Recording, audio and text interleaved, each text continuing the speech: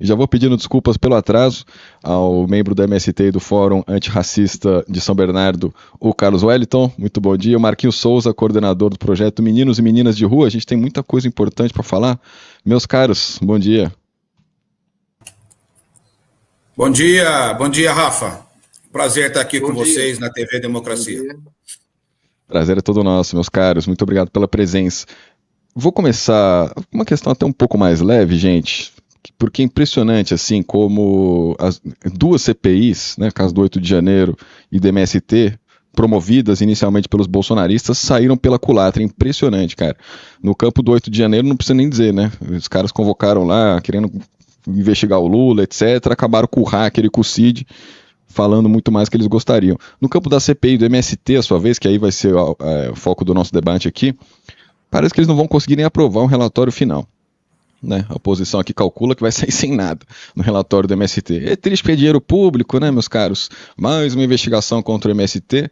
Momento mais marcante dessa CPI, entendo eu que foi do Stedley falando ali coisas do movimento que os extremistas de direita não queriam ouvir, né, clarissimamente. Inclusive aquela fala, né, quer acabar com o MST? Faça reforma agrária. Aí dirijo a pergunta para o Carlos, meu caro, como você está vendo essa CPI? Acaba sendo mais uma investigação, né, mais uma, considerando toda perseguição realmente que o Estado já promoveu contra esse movimento, mas saiu, pelo visto, sem maiores prejuízos. Como você viu, meu caro? Na verdade, essa CPI acabou por divulgar muito mais o MST, né? Acabou servindo para divulgar o MST, acabou servindo para isso aí, né? Né? Acabou servindo mais para divulgar o MST, né? Essa CPI aí, né? Embora o nosso foco aqui hoje, assim, não é a CPI do MST, né? É que nós estamos também, o MST faz parte também também há militantes também na cidade, né, tal, né? Eu sou militante do MST, como também sou militante do movimento negro, né? E existe hoje no Brasil, das 5.568 cidades no Brasil, né? E das 655 cidades no estado de São Paulo, nós estamos com um prefeito denunciado na ONU, né? Na ONU, na OEA, no Ministério Público e também e mesmo na Alemanha, né? No Ministério de Relações Exteriores da Alemanha, por práticas sistemáticas de racismo institucional. Inclusive, até o desembargador ia gostar muito de ouvir, né? O que temos para colocar aqui, né? O que levou acredito eu que ele está ouvindo, viu? Que ele... Mas o prefeito de São Bernardo do Campo, cidade, que é né? São Bernardo do Campo. Uma cidade está denunciado, né? É o prefeito de São Bernardo, é isso? Exatamente, ele mesmo. Conta. Vai para essa pauta, então. Comecei sobre CPI para colocar um assunto. A gente fala mais de campo nacional, né? Mas, de fato, o prefeito denunciado, assim, sempre importa. Conta pra gente o que está rolando. Dar um comecinho aqui, já vou jogar pro Marquinhos, né? O Marquinhos aí, que isso. É um maior... Estamos aí diante de uma grandes educadores populares aí da América Latina, né? Um coordenador do projeto Meninos de Rua. E eu vou iniciar e jogar para ele aí. Mano, programa de vocês. O que aconteceu, né? Inclusive, o desembargador vai gostar muito disso, tá? Tava se falando disso agora, né? Agora estava se falando disso, né? As eleições de 2016 em São Bernardo do Campo, né? O ganhador das eleições de 2016, que foi reeleito em 2020, ganha com o seguinte slogan: é preciso devolver São Bernardo para os são bernardenses. Né? Esse foi o slogan da campanha dele. Ao ser eleito, né? Você tem lives, né? Ele gravou lives dizendo que tinha orgulho de ser italiano, colocou um projeto na cidade para a língua italiana ser a segunda língua falada na cidade, e você tem o despejo da casa do hip hop, promovido por esse prefeito, e despeja a casa do hip hop da cidade. Ele fecha a Fundação Criança, uma autarquia municipal criada nos anos 70 na cidade. Ele despeja, né, a biblioteca pública municipal do seu prédio, né? Eu pude acompanhar visitas de menores da Fundação Casa na biblioteca. Eu pude acompanhar visitas de adolescentes, né? Adolescentes da Fundação Casa, de adolescentes da Fundação Criança em Liberdade Assistida e também de crianças das EMEIs, né? Das Escolas Municipais de Ensino Infantil de São Bernardo. E ele também vai passar 4 anos perseguindo o bloco do ECA, né? O bloco Eureka, que é o bloco das crianças do projeto Menino de Rua, que desfila na sexta-feira de carnaval pelo centro da cidade. Ele tenta inviabilizar o desfile desse bloco aí, tentando colocar para desfilar em outro lugar, próximo do esgoto, ou num bairro de classe média deserto, que fica no morro, né? As crianças teriam que subir um morro tocando bumbo.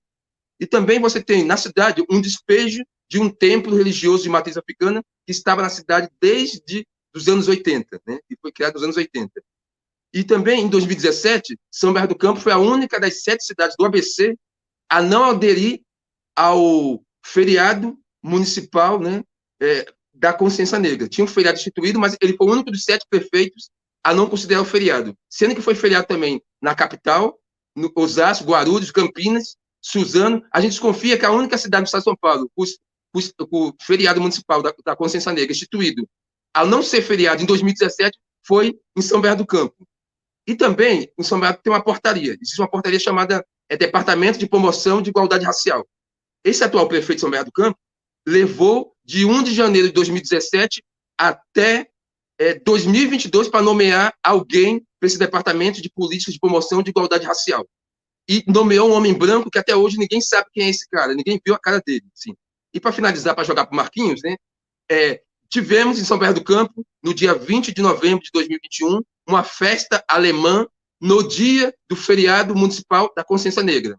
E, para finalizando, em 2022, tivemos, no feriado municipal da consciência negra, uma homenagem à comunidade japonesa como o único evento oficial desse prefeito, dessa prefeitura, dessa gestão. Aí eu agora jogo para esse educador popular que está aqui com a gente, o Marquinhos Souza. Muito bom. Já vou te passar a palavra, meu caro, só para pontuar aqui, né, denunciado na ONU, de fato, trata-se do tucano, saindo do PSDB, Orlando Morando. Então, denunciado na ONU por racismo institucional. O Carlos trouxe uma série de fatos aí realmente preocupantes, né? Inclusive, um dos despejos 2020, durante a pandemia, foi do projeto que você coordena, né, caro Marquinhos, o Meninos e Meninas de Rua. Confesso que eu não conhecia, mas conta um pouco pra gente do projeto, o que aconteceu, enfim, também fica livre para trazer as denúncias que entender necessárias. O canal tá aberto, meu caro. Sim, obrigado. Obrigado, Rafa. Obrigado pela oportunidade. Um bom dia a todos que acompanham a TV Democracia. Os Meninos de Rua têm 40 anos aqui no ABC Paulista, especificamente na cidade de São Bernardo. Colaborou aí com as várias atividades de caráter, né, da Constituição Federal, redemocratização do Brasil, combate aos grupos de extermínio. Aqui é um centro popular de direitos humanos, reconhecido, né, por essa articulação, né, que fazer o municipal, mas também sempre com caráter nacional. E nós fomos surpreendidos a partir da chegada desse prefeito. Ele chega em 2017, em 2018 ele faz um decreto que tira nós ocupamos um espaço público aqui na cidade, que nós estamos há 34 anos nesse espaço, ele retira, tenta em 2020 fazer o primeiro despejo, a gente fazemos uma resistência, ele recua, em 2021 tenta novamente, nós fazemos de novo uma resistência, ganhamos uma liminar no Tribunal de Justiça, e agora, recentemente, ele volta a atacar nós, pedindo, né, a reintegração de posse, e nós estamos, nesse momento, em eminência de sermos despejados. Então, é uma entidade que é uma porta aberta para a população em situação de rua, criança, adolescente e adultos. E nós, Rafa, a questão é que, quando aconteceu isso, apareceu outras pessoas denunciando que não era uma coisa só com os meninos de rua, mas várias dessas questões que o Carlos apontou, que o que estava vendo em São Bernardo, um desmonte dos serviços, e esse desmonte, o caráter principal é que você afetava a população de maneira geral. A gente aqui sempre faz um link, que a nossa luta dos direitos humanos, a luta nossa do movimento negro, ela está ligada com a luta de classe, né? É uma história, a história nossa aqui sempre está vinculada às crianças e adolescentes, filho da classe trabalhadora, que é as crianças que vão para a rua. A violência tem em toda a sociedade, mas nas camadas populares da classe trabalhadora é onde que ela se expressa, e a gente vê toda a contradição, né, do capitalismo. Aí vou te dar 2 exemplinhos aqui. Então, a partir daí do que chegou para nós. Chegou, por exemplo, para você ter uma ideia, aqui em São Bernardo vinha implementado a Lei 10.639, que é a lei, que é uma lei federal que obriga o Estado e os municípios a implementarem, né, o estudo da África e a história, a contribuição do negro na sociedade, da comunidade negra na sociedade brasileira. Isso vinha sendo implementado na rede municipal, Com a chegada do prefeito, ele simplesmente tirou isso. Então, você veja que essa é uma ação estratégica, porque na medida que você não tem os operadores da educação com conhecimento, com profundidade sobre essa temática, fica difícil lidar para dentro da escola, com os alunos, né, com a comunidade escolar. Mais que isso, a partir daí, ele faz uma ação também extremamente violenta, que ele tira a capoeira da escola municipal, sem avaliação técnica nenhuma, mas ele mantém, você vê, ele mantém capoeira, ele tira a capoeira, mas ele mantém judô, mantém taekwondo, mantém outras artes marciais, né? Ele, inclusive, amplia o período de escola, mas retira. Tinha uma outra atividade que era a aula de percussão nas escolas. Ele chegando, ele tira a aula de percussão, mas veja bem, ele mantém e fortalece a fanfarra. Então, essa é uma denúncia, eu estou detalhando um pouquinho mais, é uma denúncia dentro de várias que levou nós a apresentarmos, junto com o Movimento Negro Unificado, o MNU, o Uniafro, o Instituto Peregum, que são organizações de atuação no combate ao racismo, a apresentar uma peça de denúncia em 2022. Nós apresentamos, né, em maio, no Ministério Público. E aqui o Ministério Público vem pedindo informações à Prefeitura, ela vem dando informações muito levianas, sem aprofundamento porquê dessas ações. E isso terminou levando que também aconteceu o segundo fórum afrodescendente na ONU, onde o Brasil esteve presente e a militância, então, apresentou nesse fórum essa denúncia, que tem mais de 20 pontos, que trata de racismo institucional, ou seja, o prefeito faz uma ação onde deliberadamente ele não promove e ele desatualiza, ele tira do cenário atividades que já vinham sendo implementadas, que trata da história do povo preto, da contribuição do negro no Brasil. E aí não para por aí, né? Essa história, por exemplo, do terreiro de Candomblé, eu encerro aqui, ela acontece, tem uma reurbanização no governo passado ao ex-prefeito, começa a se implementar o processo de reurbanização e implementa as casas, moradias novas, implementa um centro comercial e tem, então, a parte religiosa. Ele devolve um espaço que tinha para a Igreja Católica, ele devolve 5 espaços para igrejas evangélicas e uma comunidade de terreiro de Candomblé que estava aqui no local desde os anos 80, simplesmente ele não faz nada. A pessoa perde a casa dela e perde um terreiro que fazia uma contribuição sócio-religiosa muito conhecido aqui na comunidade. Então, tudo isso caracteriza, na historiografia, nos conceitos, como racismo institucional. Ele está agindo de forma diferente, você pega na questão religiosa, ele tem um atendimento diferente quando se trata de cultura afro-brasileira com as outras culturas judaico-cristã. Ele trata de forma diferente as artes marciais ou esporte de origem oriental com a de origem, por exemplo, afro-brasileira, que é a capoeira, como é também a história da percussão do nosso país.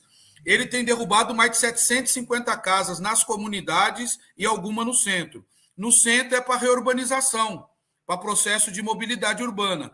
Todas as casas no centro, ele paga o valor equivalente de mercado nessas moradias, faz uma negociação. Quando isso vai para os bairros da periferia, ele derruba as casas sem alternativa nenhuma, a não ser R$ 315 por um período de 6 meses, para as pessoas terem que se virar.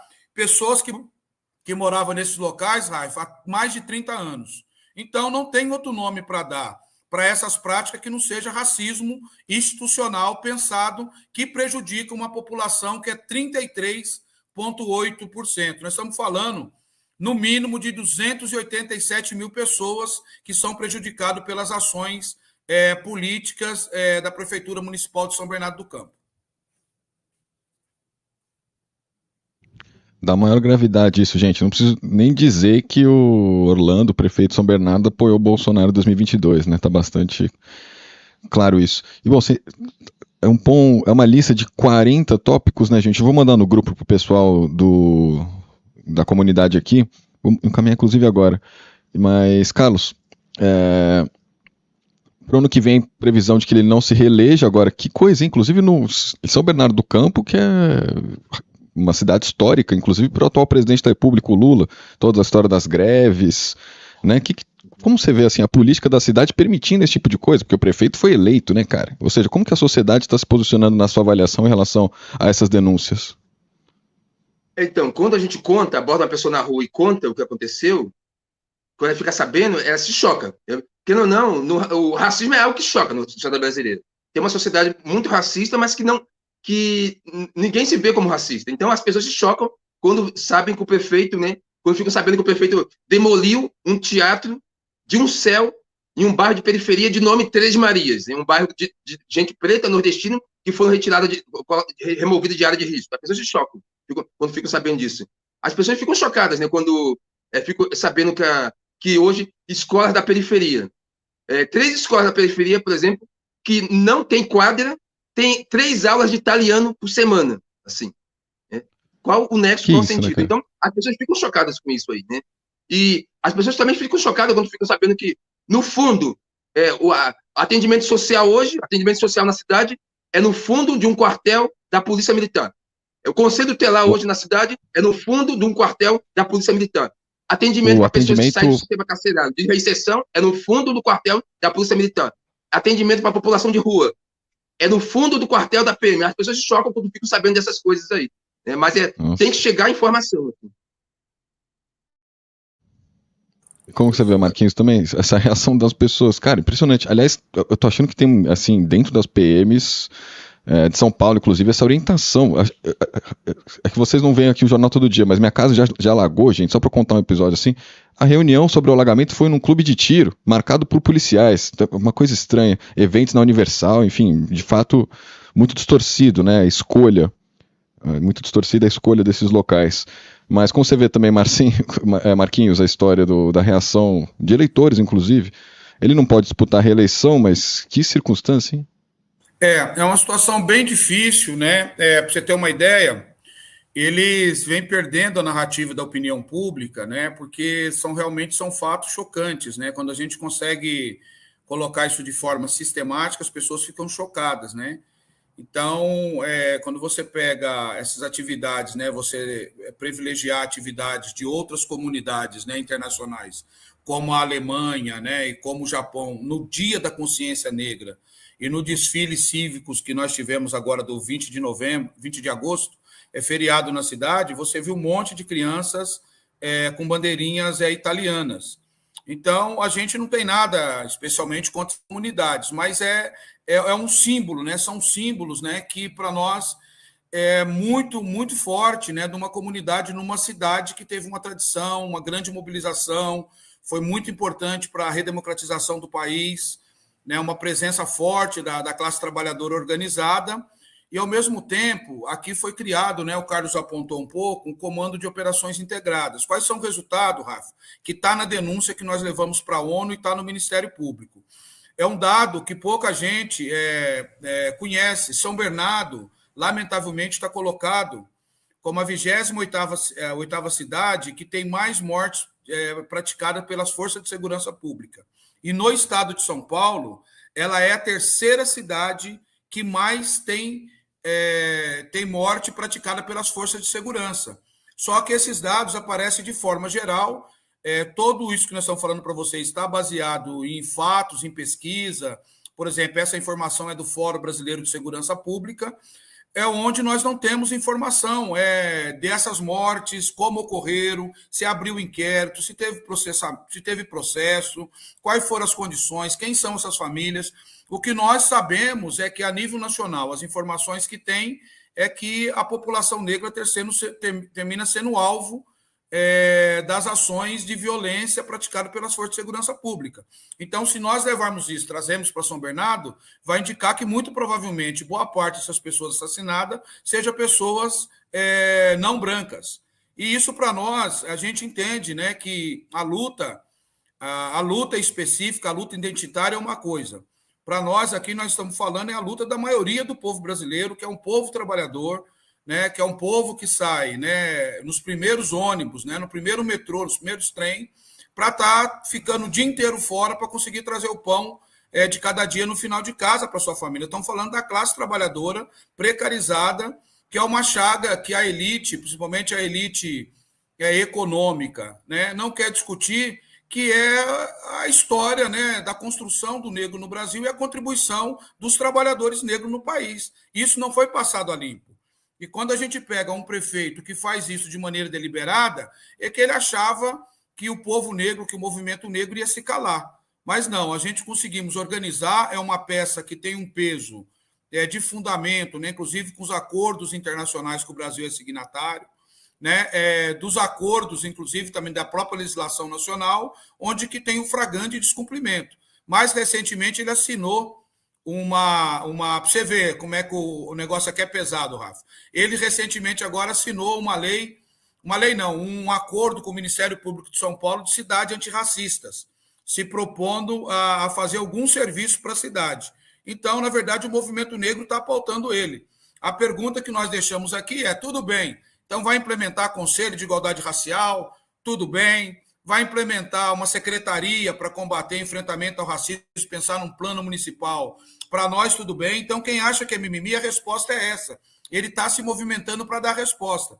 A questão nossa e as questões que ele já vem fazendo com prejuízo, por exemplo, na educação. Vai ser restabelecido a lei 10.639, que é a lei para preparar os professores, a área da educação, para saber lidar com as suas crianças, que nós sabemos que a educação é uma ferramenta fundamental, né? E isso para nós é importante. Vai de novo arrumar um terreiro de candomblé e vai dar uma casa para esse babalorixá, que está prejudicado já há quase 9 anos. Está prejudicado, né? De todo esse período do governo dele, sem ter o acesso ao seu terreiro de candomblé, uma moradia digna. Ele vai de novo, ele tem todo o cadastro das famílias que perderam as suas casas. Essas famílias, quais são as condições dela hoje? Tem condição de ser transparente, dizer como é que está a questão da escola dos seus filhos, essas famílias, não onde que eles estão morando. Pra você ter uma ideia, aqui tem um bairro de São Bernardo que chama Silvina, e foi tirar moradia de lá, Rafa, e eu fui acompanhar com o movimento de moradia. Quando nós chegamos lá, uma das famílias tinha sido despejada pela prefeitura em outro bairro.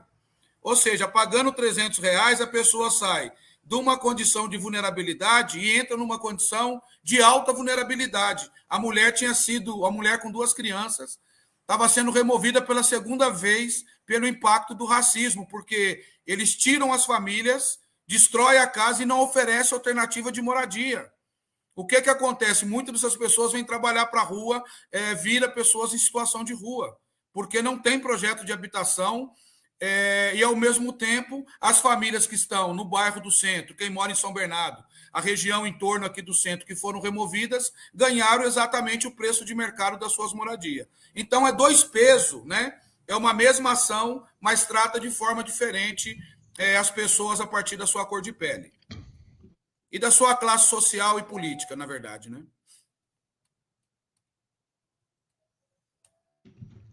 Agora foi.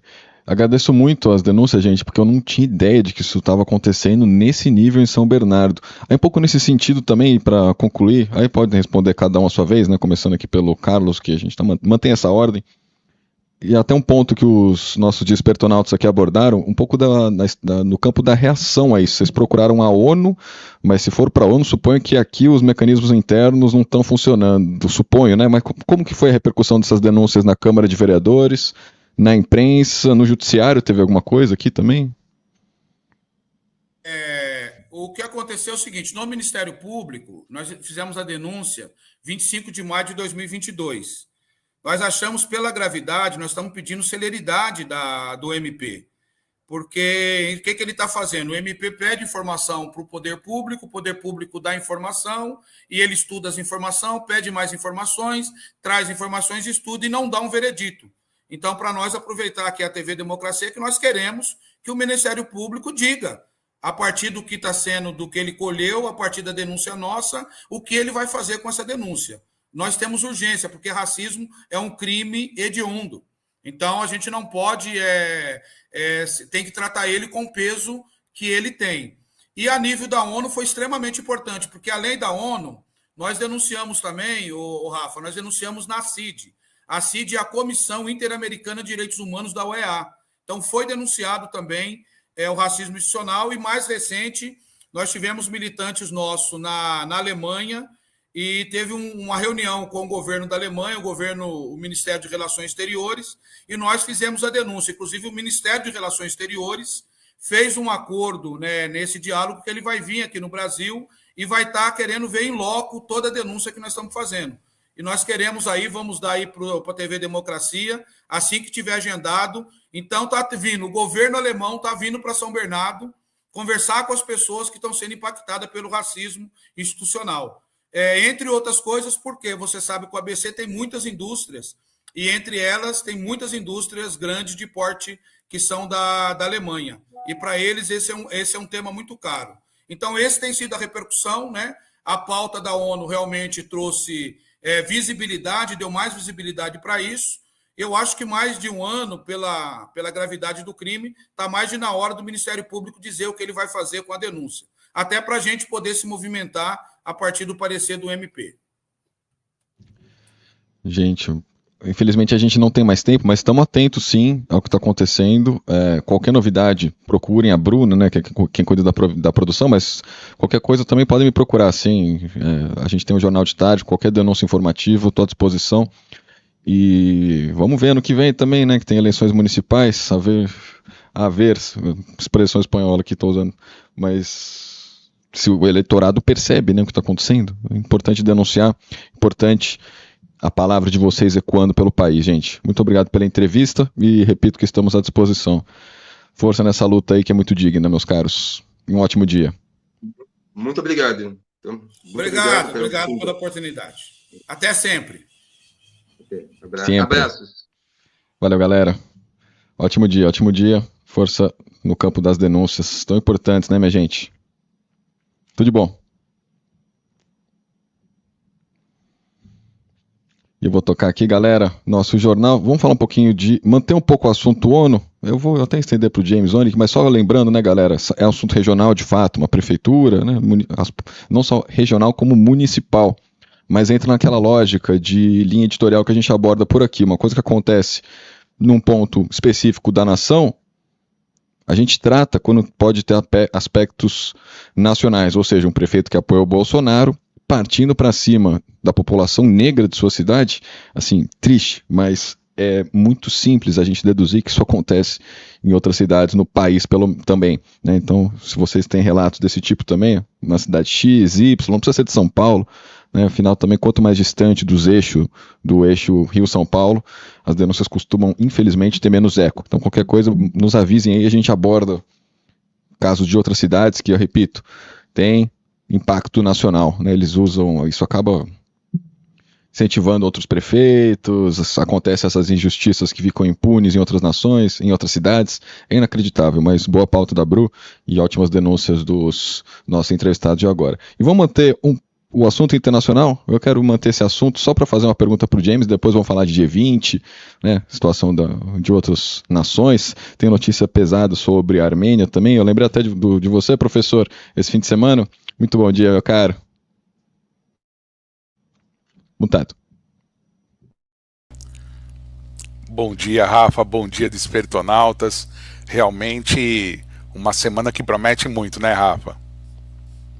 7 de setembro tá aí, né? Mas, James, eu queria começar te perguntando sobre esse campo de denúncias da ONU, né? A gente está falando de uma cidade, São Bernardo, alvo de uma série de abusos racistas por parte do prefeito, né, bastante claros, despejos, fins de homenagens, uma série de questões assim complicadas, sendo o despejo a mais grave delas, fora as ações policiais contrárias contra cidadãos negros por ali, e eles levaram à ONU essa denúncia de racismo institucional, claro que também em função de certa falência das instituições locais em torno desse assunto, mas a ONU, assim, como organismo, não costuma agir muito, né, meu caro? Como você vê assim, a atuação da ONU a um nível tão regional? Costuma ter impacto diplomático? Como que funciona isso, James?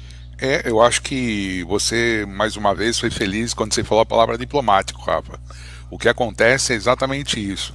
Os nossos companheiros do MST e do Movimento Negro passaram a ofensiva, e foi muito bem elaborada, porque à medida que você envia para a ONU mesmo ela tendo aquela questão que a gente costuma brincar, Rafa, paquidérmica, lenta, atrasada, mesmo ela tendo essas instâncias, a denúncia repercute. E repercute e forma aquelas redes enormes de informação. E ao repercutir, então, você começa a ter as pressões. Na verdade, as pressões não podem ser entendidas, neste quesito, como ingerência em assuntos internos, não. Isso se trata de uma questão civilizatória. Então, quando o mundo inteiro boicotou a África do Sul no final dos anos 70 e início dos anos 80 para acabar com o apartheid, é que aquilo era ofensivo à humanidade.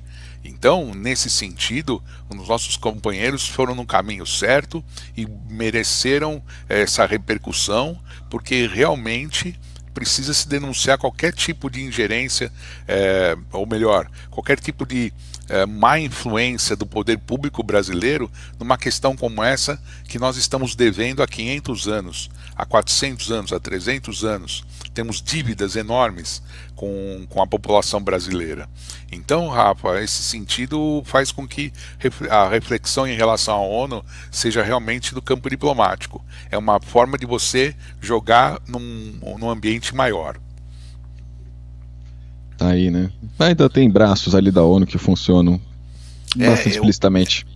Eu acho que sim. E lembrando o que o companheiro falou, São Bernardo tem origem industrial e, por exemplo, quando você tem esse processo de gentrificação, de expulsão de pessoas das áreas centrais para as áreas mais periféricas, e nem nelas a prefeitura permite que as pessoas morem, então realmente isso também aflige muita gente em escala global, Rafa, porque isso acaba mexendo com as questões ambientais, né?